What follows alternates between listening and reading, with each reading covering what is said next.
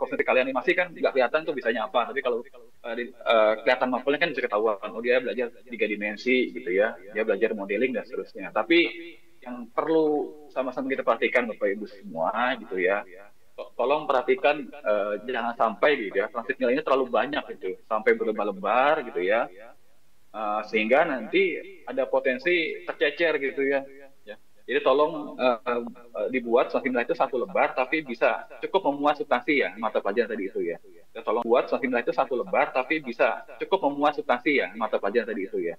Ya tolong diatur-atur bagaimana supaya mata pelajaran yang kira-kira dirasa ingin dicantumkan di dalam ijazah, di dalam tab nilai gitu ya, itu bisa diakomodir, tapi juga tidak membuat tasnya tuh jadi banyak gitu ya. Nanti tokoh tercecer gitu. Bisa jadi tiga halaman gitu ya. Itu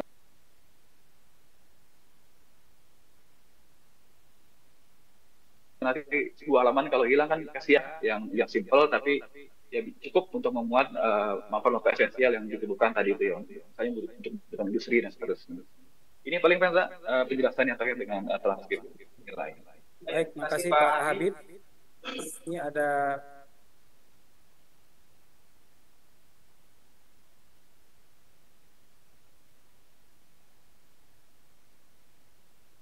Baik, makasih Pak Habib.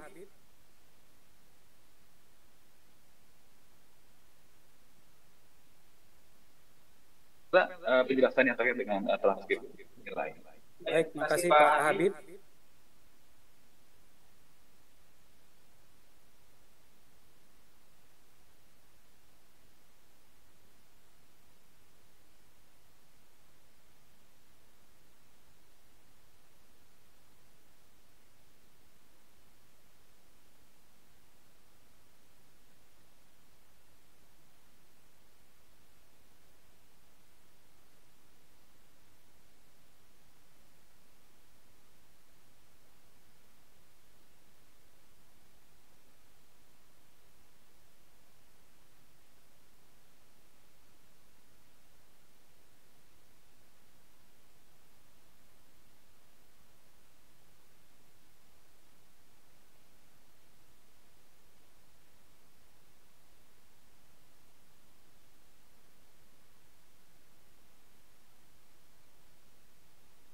Jadi sama juga nih Pak terkait dengan residu data juga.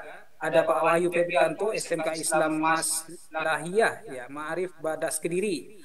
Ada dua siswa di sekolah kami yang NISN-nya ganda dengan PKBM dan menjadi residu di manajemen ijazah. Tahapan apa saja yang perlu kami lakukan? Silakan Pak Hakim. Ya, yang pertama antara NSN yang sudah diterbitkan jenjang sebelumnya dengan saat ini berbeda. Coba Ibu berkoordinasi atau enggak nanti kalau ini kan kasus ya. Kasusnya seperti itu, nanti harus kita pastikan apakah NISN di jenjang madrasah ini masih belum digunakan orang lain atau seperti apa. Kalau memang masih belum digunakan orang lain, nanti kami bisa melakukan merger atau update data yang ada di saat ini. Nah, nanti mungkin bisa dikirimkan NISN-nya di kolom chat atau di mana, bisa nggak dicatatkan, biar nanti kami cek datanya. Kalau memang Pak Hendra nanti bisa dikirimkan saja ke saya datanya, kalau memang terjadi seperti itu. Biar kami nanti cek datanya di mana, apakah memang sekolahnya itu belum, siswanya itu belum yang NSN yang tercatat di ijazah tersebut belum digunakan orang lain, nanti bisa kita manfaatkan itu. Tetapi kalau memang sudah digunakan orang lain, otomatis harus menggunakan itu. Tinggal nanti surat keterangan kelulusan, surat keterangan dari sekolah ada kesalahan penulisan ijazah digunakan dengan versi yang terakhir seperti itu. Kalau ada siswa tercatat ganda tadi sudah saya sampaikan dan statusnya masih sama-sama aktif. Yang satu di PKBM, yang satu di SMK. Faktanya siswa tersebut ada di SMK. Nah, ini tinggal Bapak Ibu mengajukan kalau memang masih bisa dikoordinasikan dengan PKBM-nya atau masih bisa dikoordinasikan antar kepala sekolah, ini bisa disuruh dikeluarkan di dalam dapodiknya Pak. Setelah itu sinkron. Normatifnya seperti itu. Ekosistemnya harusnya seperti itu. Tetapi kalau gandanya itu lintas provinsi maupun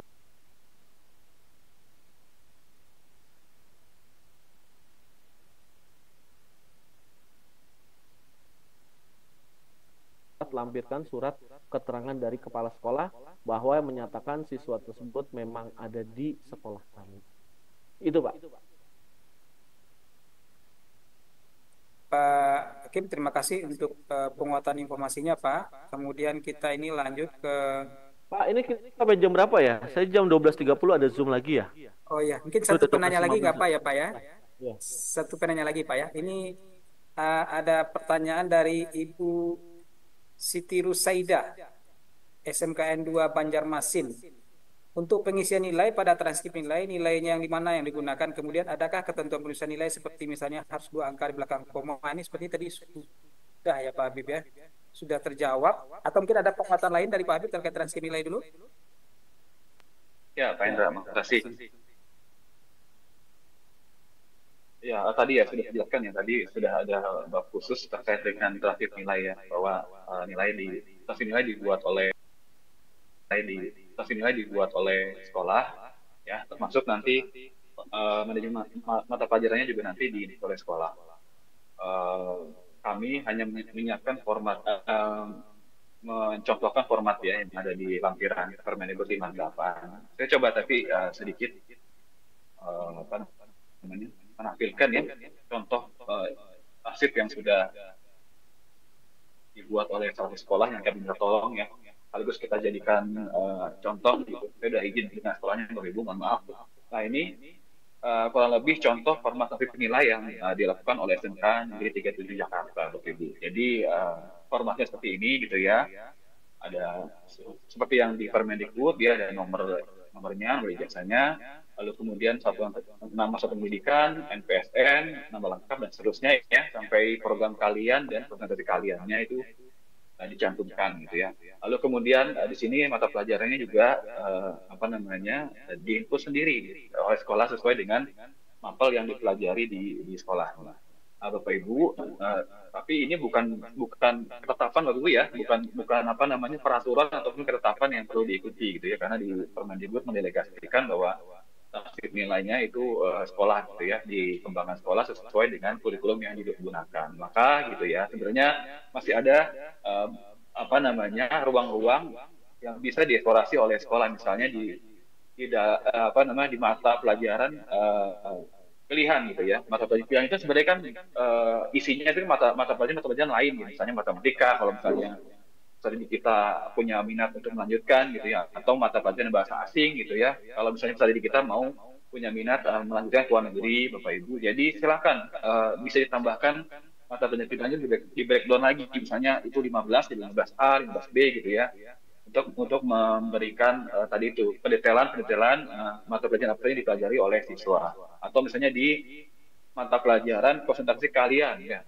Kalau di kurikulum mereka itu kan jadi satu mapel ya, di satu mapel gelonggongan. Itu Bapak Ibu di kebijakannya sekarang itu diberi tadi itu keleluasaan untuk men-breakdown lagi mapel-mapelnya menjadi lebih spesifik ya, sesuai dengan tadi itu kurikulum atau pembelajaran yang dilaksanakan di sekolah. Jadi kalau buat kami ini adalah suatu hal positif ya, supaya tadi itu kita bisa bisa mencantumkan mata-pelajaran yang selama ini nggak bisa kita cantumkan ya, karena di kelompok-kelompokkan seperti ini ya. Dengan kebijakan ini memberi keleluasaan sekolah untuk menampilkan mapel-mapel tadi itu. Saya rasa ini Bapak Ibu ya, tadi itu concernnya yang penting jangan terlalu jadi banyak halaman sehingga ada potensi tercecer gitu ya. Kalau tercecer itu nanti ada potensi ya rusak atau hilang atau bagaimana gitu. Jadi usahakan transkrip nilai itu satu lembar aja gitu ya, tapi cukup untuk memuat semua tadi itu kebutuhan mapel yang esensial gitu ya. Lalu kemudian ada pertanyaan lagi, apakah penulisan transkrip nilai ini boleh digital ya, diketik gitu ya, atau pakai manual ya, Bapak Ibu silakan ya, senyamannya, tidak ada ketentuan apakah pakai tangan gitu ya ataupun pakai digital dengan diketik langsung, karena kan ini sekolahnya yang print gitu. Jadi nanti silakan transkripnya berupa ketikan tangan, pakai tangan kalau musim pengen seperti itu, mungkin menjaga tradisi atau menjaga budaya lama gitu ya, atau langsung digital aja gitu, lebih rapi. Jadi bisa lebih rapi nanti, bisa mapelnya. Kalau tulis tangan mesti gitu, itu biasanya nggak muat tuh ijazahnya transkrip nilainya. Tapi kalau pakai komputer kan bisa kita atur izinnya atau besar kecil fonnya, jadi ketika di print pas lah gitu ya, jadi nggak ada apa namanya kesalahan teknis juga gitu ya. Ini paling pendek tambahan dari saya. Terima kasih. Baik, Bapak Ibu, sepertinya karena waktu sudah pukul 12:20 Bapak Ibu, untuk sesi webinar kita pada hari ini kita cukupkan. Sebelum kita tutup, mungkin dari Pak Habib dan Pak Hakim ada closing statement dulu. Silakan Pak Habib, silakan Pak Hakim. Ya, silakan Pak Habib. Ya, Bapak Ibu, Tadi ya saya sampaikan di depan itu, ini adalah kebijakan yang kita pilih ya dalam rangka tadi informasi teknologi, terus juga dalam rangka mengurangi administrasi ya di sekolah, lebih fokus ke pembelajaran, terus dalam rangka memberikan informasi validitas jasa gitu ya kepada publik ya, masyarakat, stakeholder atau yang membutuhkan informasi terkait jasa, lebih terakhir juga untuk melindungi lah keamanan jasa ini. Terusnya saya rasa ini adalah perubahan yang positif Bapak Ibu, inovasi yang positif dari kementerian gitu ya, untuk tata kelola jasa yang lebih aman gitu ya, lebih efisien, lebih minim biaya ya Bapak Ibu ya. Pesan saya mungkin kalau mau pilih juga Pak Direktur gitu ya, ini akan menjadi kebijakan kita yang berlangsung tahun depan gitu ya. Dan kita ini tahun pertama kita gitu ya, kita bisa ambil pelajaran penting gitu ya di tahun pertama. Salah satunya adalah terkait data gitu ya, kualitas data gitu ya. Tadi sudah disampaikan sekolah ya, sekolah tolong gitu ya diperhatikan terdidik di kelas-kelas di bawahnya ya, kelas 10-11 dari sekarang sudah mulai diperhatikan data residunya. Kalau ada potensi data residu segera diperbaiki, jangan tunggu di kelas akhir gitu ya, nanti repot sendiri ya, seperti sekarang ada potensi siswa yang nggak bisa mendapatkan ijazah karena misalnya dari segi jasanya itu ya.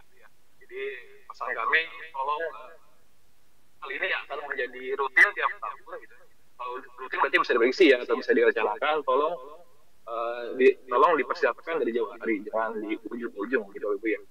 Saya rasa itu sih tambahan dari saya. Terima kasih. Sekian dari saya. Baik, mungkin dari Pak Hakim ada closing statement dulu kepada kita bersama Pak Hakim. Silakan Pak Hakim. Ya, makasih Pak Indra. Jadi intinya bahwa masih ada waktu untuk melakukan perbaikan data. Jangan sampai nanti kami pun di pusat ini berupaya untuk melakukan pemadanan dengan Dukcapil dan yang lain agar nanti memudahkan proses-proses apa yang akan dilakukan di kemudian harinya. Jadi manfaatkan waktu semaksimal mungkin, pastikan datanya sudah valid dengan Dukcapil, otomatis nanti akan terkait dengan NISN maupun apapun itu akan kita terbitkan secara by system dan generate by system. Jangan khawatir, jangan sampai nanti intinya siswa sudah bersekolah menjadi korban tidak bisa mendapatkan, tetapi kami juga harus melihat kaidah-kaidah yang selama ini sudah ada agar tidak terjadi lagi informasi ada jual beli ijazah dan lain-lain.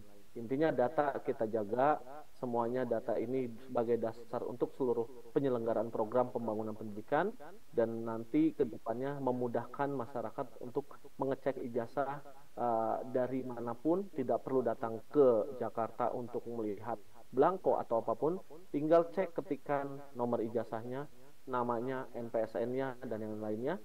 Otomatis apabila itu akan keluar ijazahnya, otomatis itu akan valid. Tapi kalau tidak keluar, otomatis itu tidak valid. Mungkin sekian dari saya. Semoga semua pekerjaan yang sangat berat ini bisa diberikan kemudahan, kelancaran sampai dengan nanti proses siswa-siswa kita mendapatkan ijazah dan dimanfaatkan untuk ke jenjang yang lebih tinggi. Sekian dari saya. Mohon maaf apabila dalam penyampaian banyak kekurangan.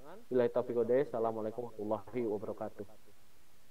Waalaikumsalam warahmatullahi wabarakatuh. Baik Bapak Ibu yang mengikuti kegiatan webinar pengolahan ijazah pada hari ini, dengan berakhirnya closing statement dari kedua narasumber kita pada siang hari ini, maka berakhir pula rangkaian kegiatan webinar pengelolaan ijazah kita.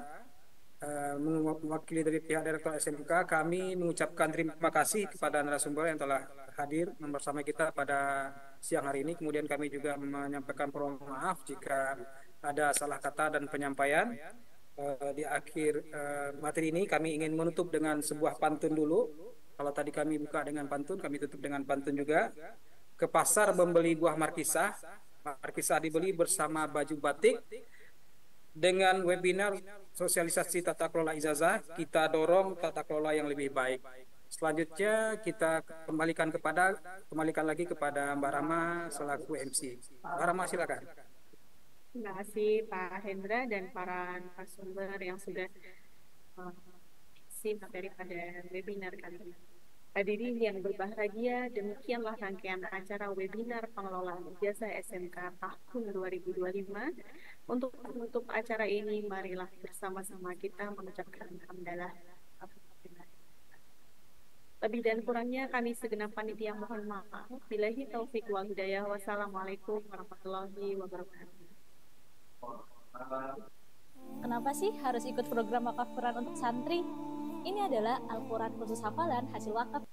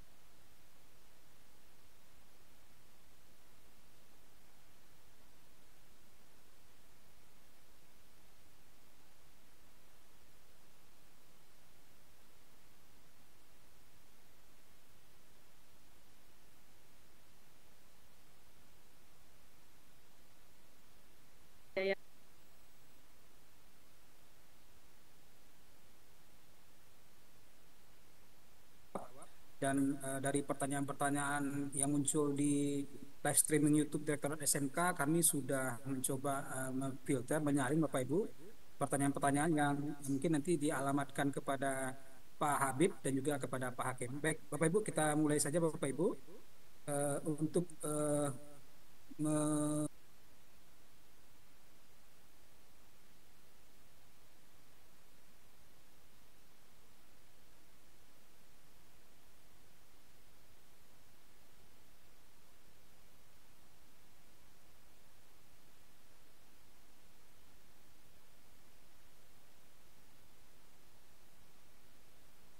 Jadi perkenalkan, saya Widianto Soekarnen.